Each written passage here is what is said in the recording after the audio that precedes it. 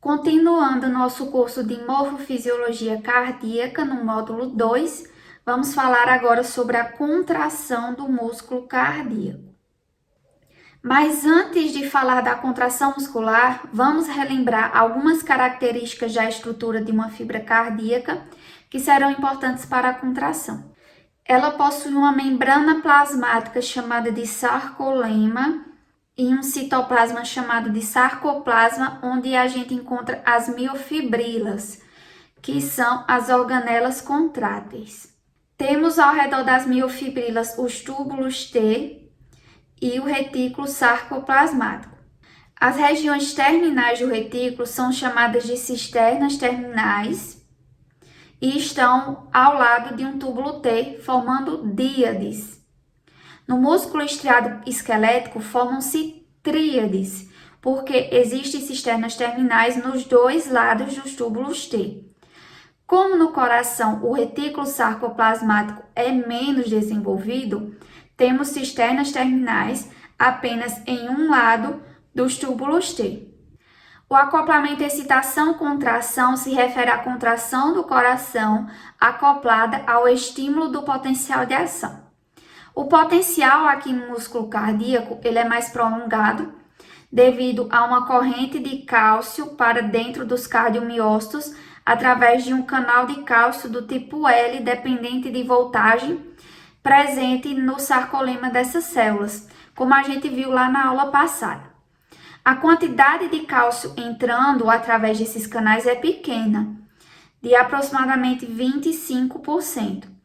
Mas vai servir de gatilho para a liberação de cálcio armazenado no interior do retículo sarcoplasmático, que corresponde a 75%.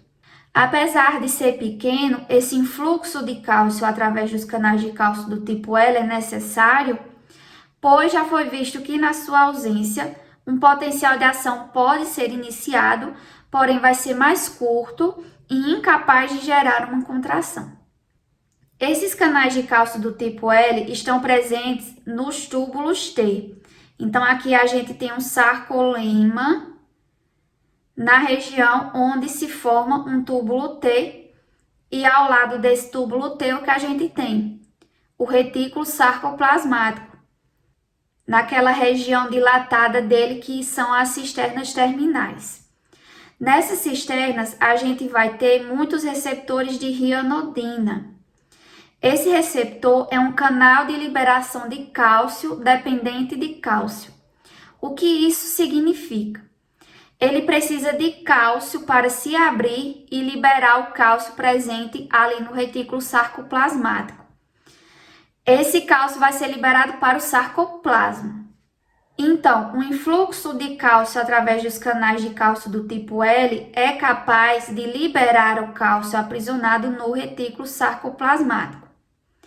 Esse cálcio é necessário para o início e o fim da contração muscular, funcionando assim como um interruptor. Na sua presença, a contração se inicia e na sua ausência, ela se encerra. A diminuição das concentrações de cálcio presente no sarcoplasma durante o relaxamento muscular ocorre pelo fato de que ele é transportado de volta para o retículo sarcoplasmático graças à cerca, que é uma bomba de cálcio dependente de ATP. O cálcio também pode ser enviado para fora da célula por um trocador sódio e cálcio.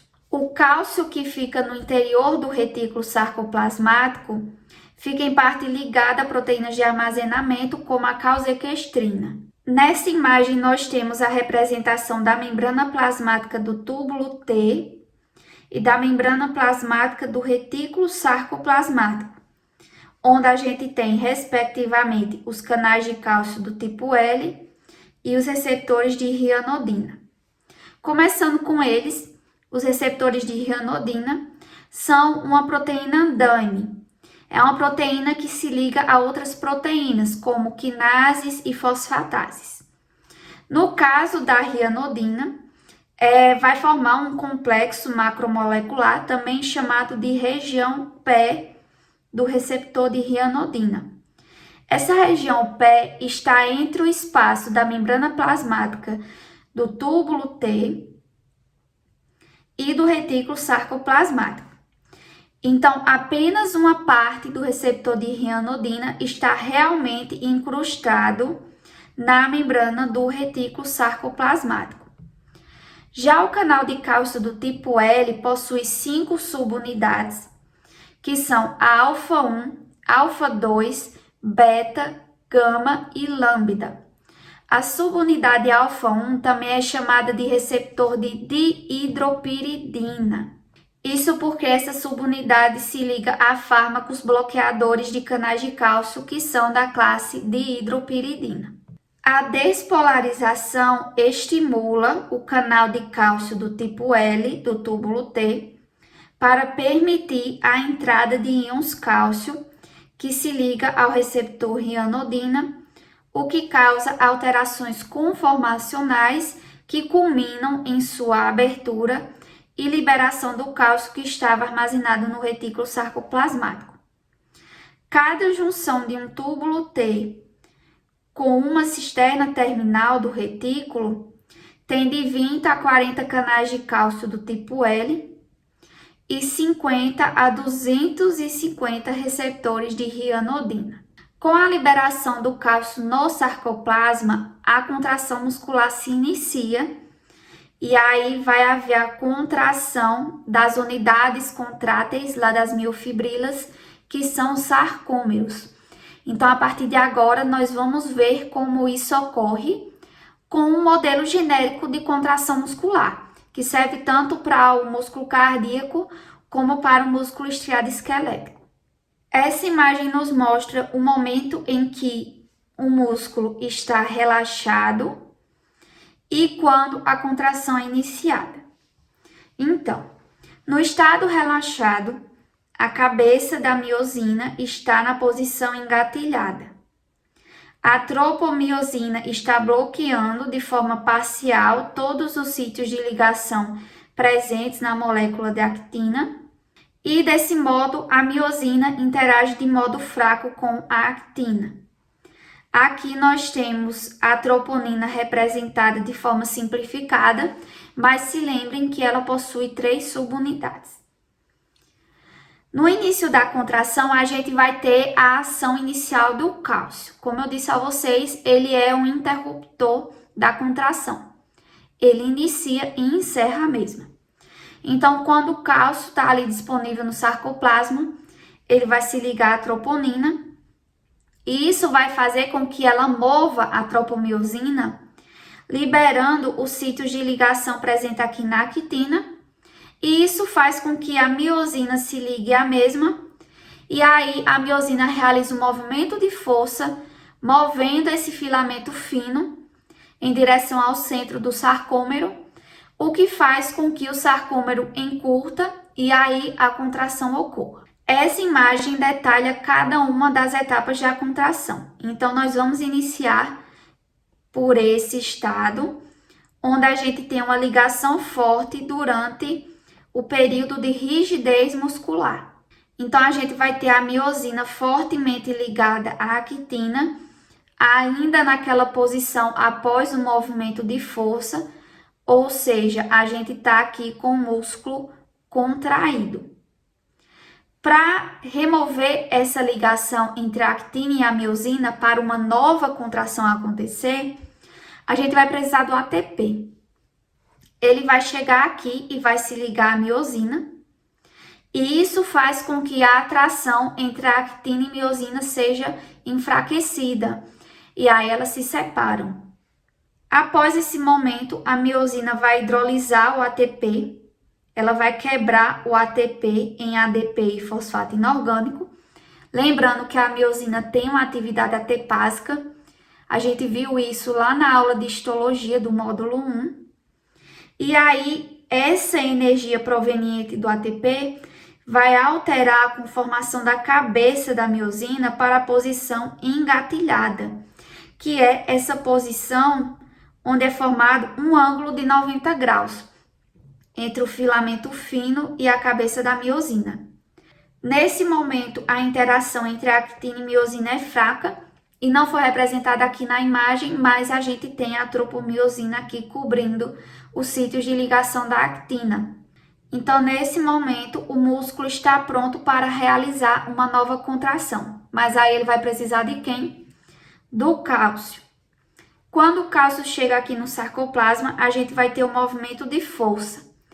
Quando a tropomiosina, que não foi representada, vai se afastar do sítio de ligação e aí vai expor os sítios ali da actina e a miosina se liga a ela.